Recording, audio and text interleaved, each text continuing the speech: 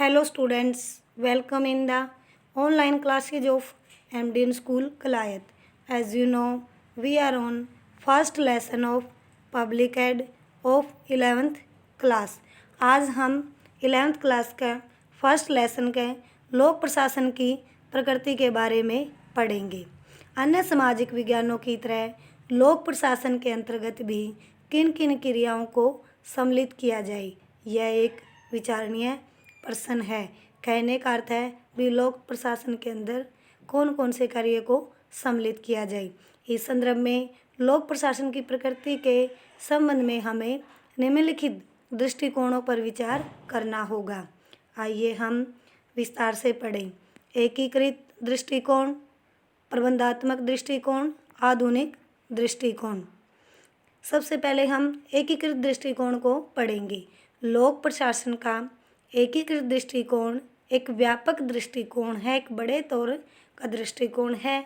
इस दृष्टिकोण के समर्थक Pfiffner, F M, Marx, L D. White, Wilson, Dimock आदि मुख्य हैं।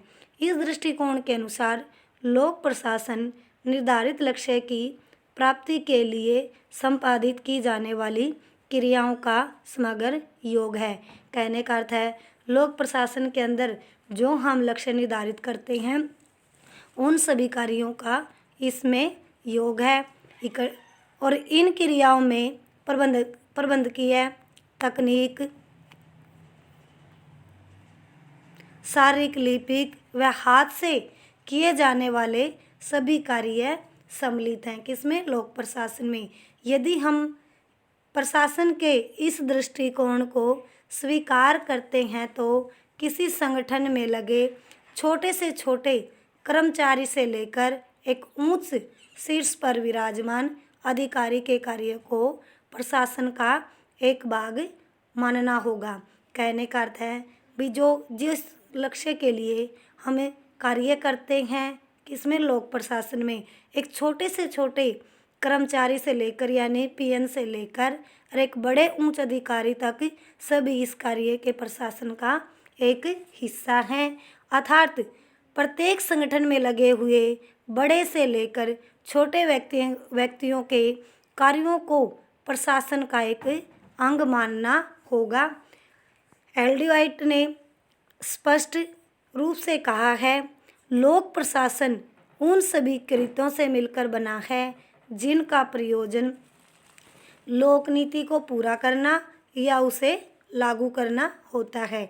इसमें अनेक क्षेत्रों की विशेष क्रियाएं आ जाती हैं, जैसे पत्र वितरण, सार्वजनिक भूमि का विक्रय, संधि वार्ता, घायल कर्मचारी को क्षतिपूर्ति देना, संक्रामक रोग से बीमारी बच्चे को अन्य व्यक्तियों के संपर्क से रोकना और जनोद्यान से कूड़ा करकट हटाना, प्लूटोनियम का निर्माण तथा अणुशक्ति नीति से संबंधित समस्त क्रियाएं शामिल है। हम जो सार्वजनिक रूप से कार्य करते हैं ये सभी जो क्रियाएं हैं इसमें शामिल होती हैं।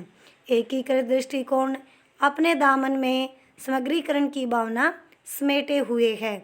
इसमें विशेषीकरण के लिए कोई स्थान नहीं है, मतलब किसी को अलग से जो अधिकार दिया जाए। इसमें क्या है, सभी के लिए जो सार्वजनिक कार्य हैं सभी के लिए कार्य किए जाते हैं साझे, और अधिकारियों और कर्मचारियों द्वारा किए गए कार्यों के बीच कोई विभाजक रेखा नहीं है, मतलब कोई बटा हुआ नहीं है कि किसी के में जो काम हम करते हैं चाहे वो बड़ा अधिकारी है या कोई छोटा कर्मचारी है। परंतु यह दृष्टिकोण अव्यावहारिक सा लगता है क्योंकि इसे स्वीकार करने से अस्पष्टता, अनिश्चितता और दृष्टिगोचर होती है।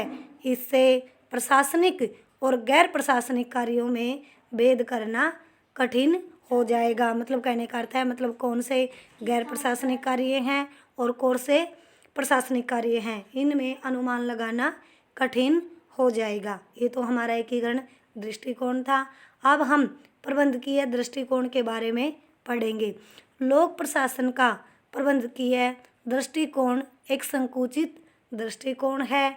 इस दृष्टिकोण के समर्थक साइमन लूथर गुलिक और स्मिथबर्ग और थॉम्पसन आदि प्रमुख हैं। प्रबंधात्मक दृष्टिकोण के अनुसार केवल उन्हीं व्यक्तियों के कार्यों को प्रशासन माना जाता है जो संगठन में प्रबंधकीय कार्य करते हैं, यानी संगठन के अंदर कार्य का प्रबंध करते हैं। प्रशासन को कुशलतापूर्वक चलाने का उत्तरदायित्व सिर्फ प्रबंधकीय कार्यों में लगे व्यक्तियों पर होता है, क्योंकि कोई भी कार्य करने से पहले हम उस कार्य को पूरा करने के लिए प्रबंध करते हैं। संगठन में शीर्ष पर बैठे कुछ सीमित व्यक्ति जब अन्य अधीनस्थ कर्मचारियों को आदेश, निर्देशन, नियंत्रण व समन्वय करने में व्यस्त हों तो उनके कार्यों को प्रशासनिक कार्य माना जाएगा। लूथर गुलिक का भी यही विचार है कि उसने कहा है कि प्रशासन का काम कार्य करवाना है और जो निर्धारित उद्देश्यों को पूरा करना है, जो लक्ष्य निर्धारित किए हैं उस कार्य को पूरा करना है। अर्थात इसके अनुसार जो व्यक्ति नियम निर्माण प्रक्रिया तथा प्रबंधकीय विभाग से जुड़े हों उन्हें ही क्या प्रबंधकीय दृष्टिकोण के अंतर्गत रखा गया है। उदाहरण हरियाणा राज्य परिवहन करनाल डिपो का महाप्रबंधक यानी जीएम यातायात व्यवस्था का प्रबंध एवं संचालन करने के लिए कंडक्टरों, क्लर्कों, चौकीदारों और निरीक्षकों एवं अन्य अधीनस्थ कर्मचारियों को दिशा निर्देश देता है और उन पर नियंत्रण रखता है।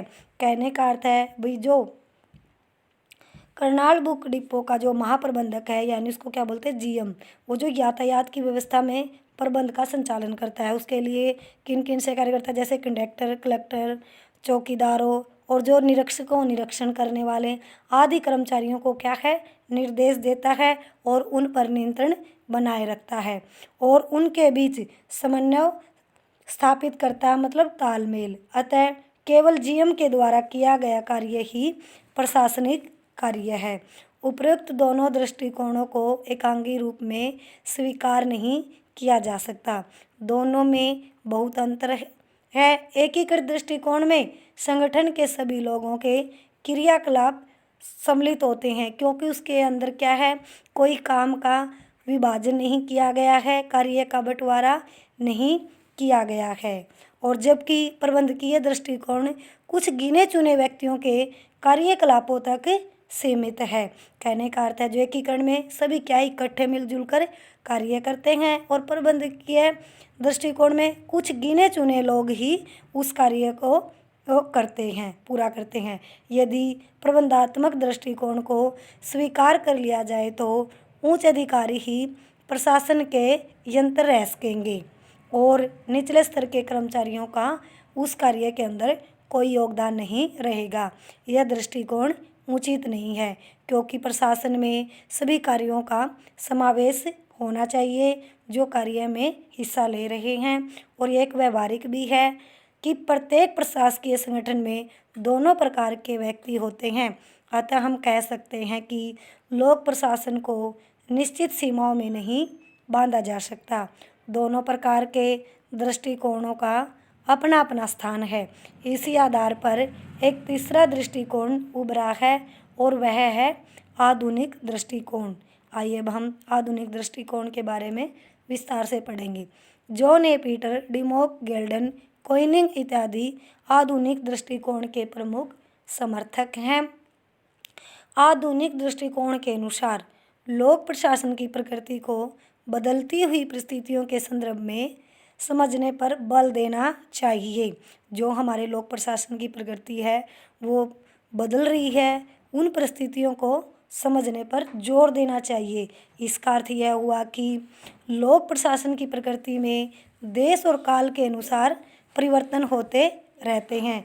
जैसे स्वतंत्रता से पूर्व भारतीय प्रशासन व स्वतंत्रता के बाद भारतीय प्रशासन में काफ़ी अंतर है। इसी तरह विभिन्न देशों की प्रशासनिक व्यवस्था जैसे साम्यवाद, पूंजीवाद, सैनिक शासन आदि के अनुसार प्रशासन की प्रकृति में भिन्नता पाई जाती है। इनका उद्देश्य है विषय वस्तु, कार्य करने की प्रणाली, कार्य करने की प्रणाली एवं भर्ती के तरीके ये अलग अलग हैं। जॉन ए पीटर के शब्दों में अलग अलग संदर्भों में प्रशासन को समाज के विकासशील होने की प्रक्रिया के संदर्भ में देखा जाना चाहिए। विकासशील क्या होता है? जिस समाज में धीरे धीरे से विकास होता है। और गैल्डन का भी मत है, लोक प्रशासन के गत्यात्मक ढंग से शासन के बढ़ते हुए कार्यों के संदर्भ में देखा जा सकता है। अतः आधुनिक दृष्टिकोण के अनुसार लोक प्रशासन की प्रकृति को परिवर्तित परिस्थितियों के आधुनिक संदर्भ में देखा जाना चाहिए। इसलिए विभिन्न देशों की प्रशासन की प्रकृति भी विभिन्नता के कारण अलग अलग रूप की होगी। किसके कारण? विभिन्नता के कारण।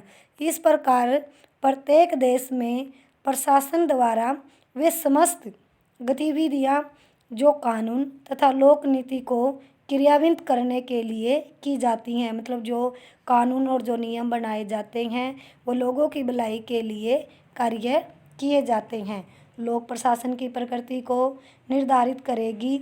और संक्षेप में हमें लोक प्रशासन की प्रकृति और गत्यात्मक संदर्भ में ही समझना चाहिए।